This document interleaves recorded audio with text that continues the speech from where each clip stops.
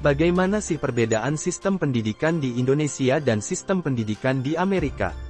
Oke teman-teman, mari kita bahas dalam video ini. Sistem pendidikan di Indonesia dan Amerika jelas sangat jauh beda ya. Karena apa? Pertama, di Indonesia lebih mementingkan nilai akhir daripada sebuah proses pembelajarannya. Sedangkan di Amerika lebih mementingkan sebuah prosesnya, karena apabila prosesnya baik maka akan mendapatkan hasil yang baik juga.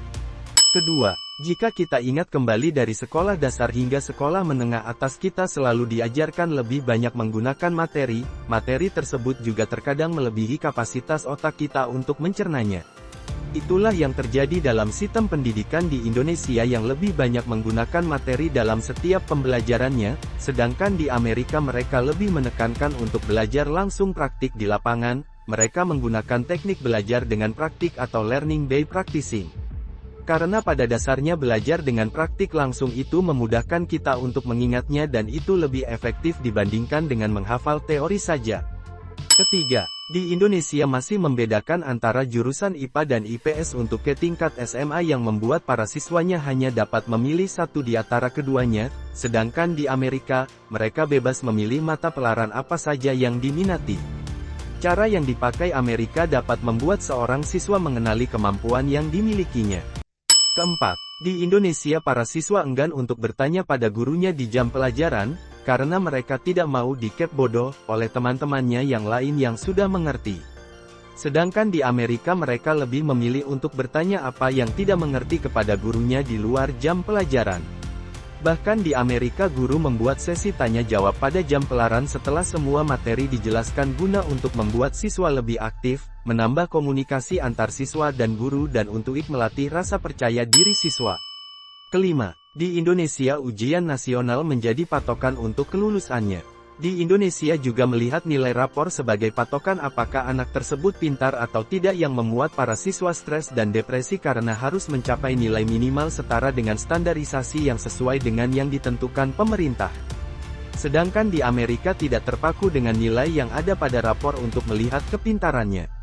Untuk melihat kepintaran di sana mereka lebih melihat pada cara anak tersebut untuk menjelaskan dan mengeksplorasi sesuatu, semua menitik beratkan pada prosesnya karena apabila prosesnya berantakan maka hasilnya juga akan berantakan.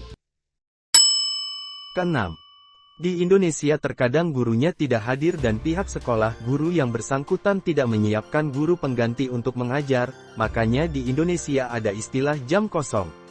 Sedangkan di Amerika guru yang datang lebih disiplin dari muridnya. Guru datang lebih awal, apabila guru tersebut tidak bisa hadir untuk mengajar maka pihak dari sekolah tersebut sudah mencari penggantinya untuk mengajar. Jadi tidak ada istilah jam kosong pada pembelajaran. Tidak dapat dipungkiri bahwa, pendidikan yang ada di Amerika jauh lebih baik daripada di Indonesia. Di Indonesia kita mengenal wajib belajar SD dan SMP, di Amerika kesempatan memperoleh pendidikan bagi seluruh warga sudah lama diberlakukan. Wajib belajar di AS mulai dari SD sampai SMA. Tapi pemerintah menggratiskan biaya sekolah sejak TK sampai SMA untuk sekolah-sekolah negeri. Untuk sekolah swasta, pemerintahan di pusat sampai lokal tidak memberikan anggaran apapun dan sebaliknya sekolah itu pun tidak mewajibkan mengikuti seluruh kebijakan pemerintah di bidang pendidikan. Nah itulah beberapa perbedaan sistem pendidikan yang ada di Indonesia dan di Amerika. Dari penjelasan video ini bukan menjelek-jelekan atau membandingkan suatu sistem pendidikan tetapi dalam rangka pembelajaran saja dan menambah pengetahuan dan wawasan. Terima kasih.